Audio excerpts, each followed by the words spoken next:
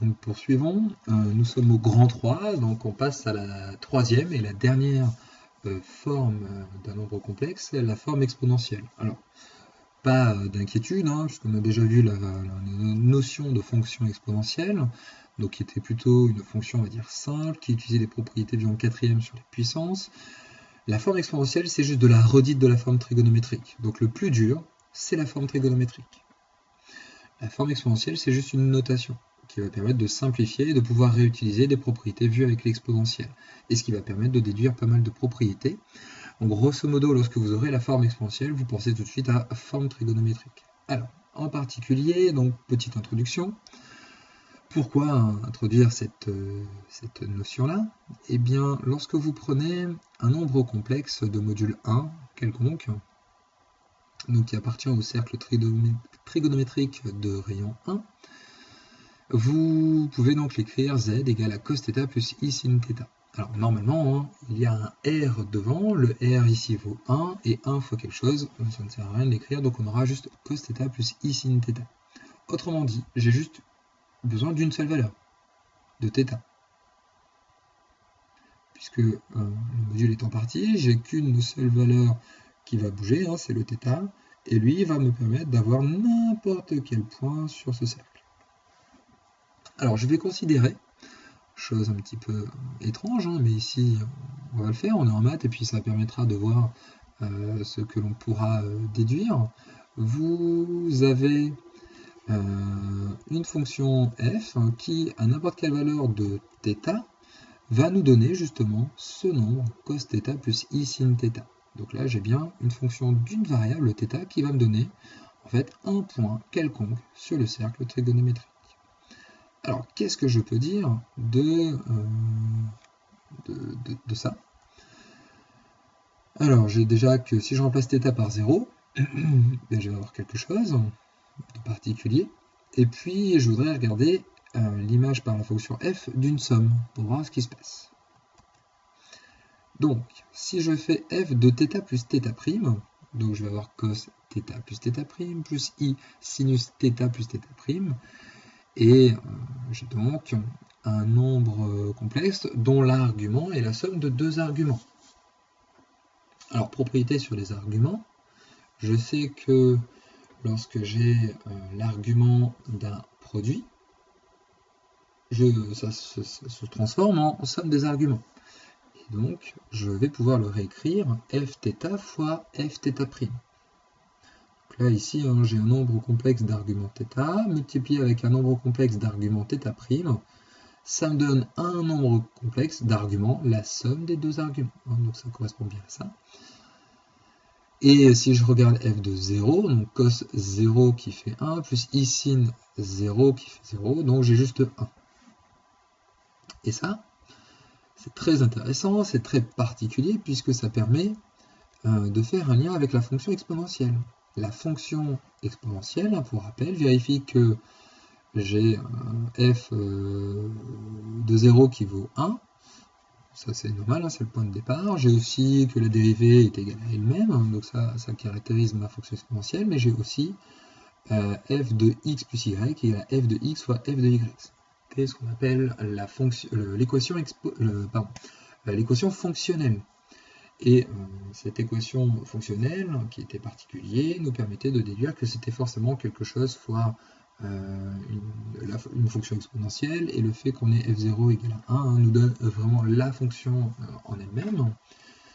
Nous, dans notre équation fonctionnelle, on n'avait que cette partie-là. Donc là, ça nous donne une fonction exponentielle, et celle-ci nous donne la fonction exponentielle.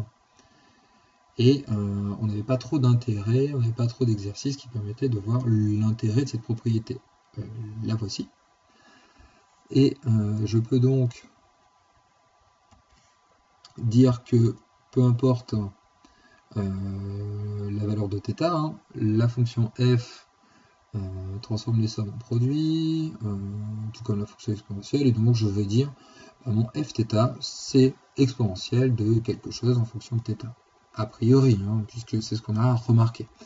C'est un point de départ, peut-être que ce qu'on fait, ce qu'on est en train de dire, c'est du n'importe quoi, mais pourquoi pas essayer et puis voir si vraiment c'est intéressant ou pas. Alors, ce que je vais écrire, c'est donc que, alors, juste pour l'écrire plutôt correctement, exponentielle iθ, donc c'est ce que j'ai remarqué, hein, ça sera mon fθ. Et mon fθ, c'est cos θ plus i sin θ. Donc là, ce que j'ai, c'est juste une exponentielle, c'est un truc tout nouveau. Donc là, pour le distinguer quand même de l'exponentielle qu'on a vu dans R, on va y mettre un i, sinon on est un petit peu embêté. On ne saura plus faire la différence entre l'exponentielle dans les réels, que l'on peut dériver, etc. etc. Et puis, ce qu'on est en train de faire avec les nombres complexes. Pour éviter de mélanger, évidemment, on aura un i, exponentielle i θ, et c'est juste une notation, comme c'est écrit. C'est égal à cos θ plus i sin θ. Rien de plus. Et donc, on va pouvoir prendre ceci comme définition. Et donc, j'ai pour n'importe quel nombre complexe de module 1, dont un argument est le nombre θ, eh bien, je vais le noter exponentielle iθ, et d'après notre introduction, j'ai que exponentielle iθ, ça correspond à cos θ plus i sin θ. Donc, petit exemple, juste pour voir à peu près à quoi ça correspond dans des cas tout simples, les cas que l'on connaît le mieux. Le cas où θ est égal à pi sur 2, donc c'est mon nombre i qui se trouve en haut du cercle trigonométrique, et puis le θ égal à pi qui se trouve tout à gauche. Donc a priori, donc c'est juste par rapport à la notation, hein, exponentielle i pi sur 2, ce sera i, puisque c'est cos pi sur 2 qui vaut 0, plus i sinus pi sur 2 qui vaut 1, donc juste 0 plus i fois 1, i. Puis, alors quelque chose d'un petit peu extraordinaire, même si vous ne le voyez pas encore, et puis même quand je vous le dirai, vous le verrez peut-être toujours pas, mais cette égalité-là, hein, donc qui provient du nombre complexe qui se trouve tout à gauche de mon cercle trigonométrique, exponentielle i pi, donc un argument c'est pi. Alors quand j'ai exponentielle i θ, hein, quelque chose, c'est forcément un nombre de module 1. Donc on parle d'un nombre qui se trouve sur le cercle trigonométrique. On verra pour les autres. Et bien donc là ça correspond à moins 1. Donc cette égalité-là, hein, est considérée par les mathématiciens comme la plus belle formule mathématique. Bon, ça saute pas aux yeux comme ça, mais si on y regarde avec un peu plus d'attention, j'ai une exponentielle ici, qui n'est pas simple. C'est quand même quelque chose de compliqué. La première fois que vous l'avez vu, c'était en terminale. Puis, on a i, qui est assez compliqué aussi, puisque c'est une notion que l'on a vue en terminale. Et en plus, c'est quelque chose d'imaginaire, c'est un concept qui permet d'avoir des choses que l'on n'est pas capable concrètement de pouvoir toucher, et donc c'est pas quelque chose de simple. Puis, on a le nombre pi. Donc on a quand même un mélange de pas mal de nombres un peu compliqués. Pi, évidemment, c'est par rapport au cercle, ça correspond au périmètre d'un cercle de rayon 1,5. Et c'est un nombre qui est à virgule, qu'on ne connaît pas bien. Il nous faut la calculatrice pour avoir quelques décimales, et encore on ne les a pas toutes. C'est pas simple. C'est un nombre assez compliqué. Quand on mélange le tout, on obtient juste moins 1. Un nombre extrêmement simple. Bon, même s'il y a un moins, hein, ça reste un nombre quand même très simple. Ça, vous l'avez vu, on va dire en CM2, 6e, c'est un entier relatif, un entier, hein, quelque chose d'extrêmement simple que l'on connaît bien. C'est une unité, mais dans la partie négative. On mélange trois nombres très étranges, très bizarres, peu connus. 2,718, i, il n'y a pas de valeur, hein, puisque c'est un nombre imaginaire, pi 3,14, 9, etc. etc. Et l'objet de ces trois mélanges nous donne un nombre tout simple. Donc voilà pourquoi certains la considèrent comme la plus belle des formules mathématiques. Je ne me lancerai pas de sondage là-dessus pour savoir si parmi vous les trouvez la plus belle, mais en tout cas, elle est considérée comme la plus belle. Alors bref, vous pouvez vous extasier dessus en faisant une petite pause, mais vous la retrouverez bien plus tard. Nous, on va poursuivre avec le dernier point de ce cours, Donc c'est notre forme exponentielle, hein. On va quand même arriver sur l'objet de cette partie de chapitre. Et donc la forme exponentielle, c'est pour un nombre complexe quelconque, pas forcément de module 1, contrairement à la définition qui est au-dessus. Mais c'est normal, hein, ça faisait partie de notre introduction. Donc pour l'instant, on y avance à notre forme exponentielle, on y avance, hein, mais tranquillement, en prenant notre temps et en regardant ce qui se passe. Eh bien, ce théorème, le voici. Je prends un nombre complexe non nul z. Pourquoi non nul? Eh bien, tout simplement parce qu'il me faut reparler de notre forme trigonométrique avec un argument. Pour le nombre complexe nul, je suis un petit peu embêté.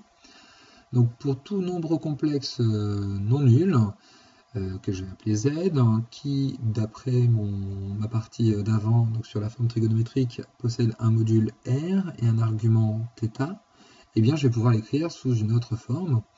Alors déjà, je sais que j'ai r facteur de cos θ plus i sin θ. Mon cos θ plus i sin θ, je peux le réécrire e i θ, exponentielle i θ, et donc, grosso modo, mon z va être écrit r fois, donc là ici j'ai une multiplication entre le r et le e, hein, ça forme qu'un seul bloc, je ne peux pas les détacher, hein, c'est une notation, attention, hein.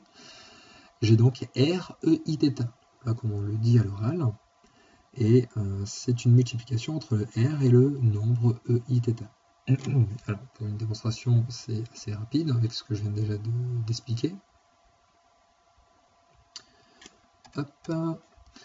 Donc, z est non nul. Il s'écrit d'après la forme trigonométrique comme ceci. Module de z, c'est r. θ est un argument de z. Cos θ plus i sin θ, c'est un nombre complexe ici de module 1 et d'argument θ. Donc, je peux le remplacer par e i θ. Mon r est devant. Point. C'est terminé. Et je vois bien hein, que entre mon r et ma parenthèse, c'est une multiplication. C'est la forme trigonométrique. Donc, j'ai la même chose ici. Et ça conclut ce théorème. On reverra les propriétés que vous allez pouvoir compléter directement avec ce que vous avez vu sur la partie précédente, mais appliqué aux exponentielles. Et ça va nous simplifier la tâche et les différents calculs, puisque déjà par fainéantise, hein, cos θ plus i sin θ, c'est long à écrire, alors que exponentielle θ, c'est quand même beaucoup plus rapide. Hein, j'ai que 3 lettres, alors que là, j'en ai quand même beaucoup plus. Donc déjà, c'est un premier avantage, hein, en termes de réduction d'écriture, mais les propriétés sur ce que vous avez vu sur les exponentielles, peut-être on va pouvoir les exporter au nombre complexe. Et donc on conclut ce cours ici pour le moment.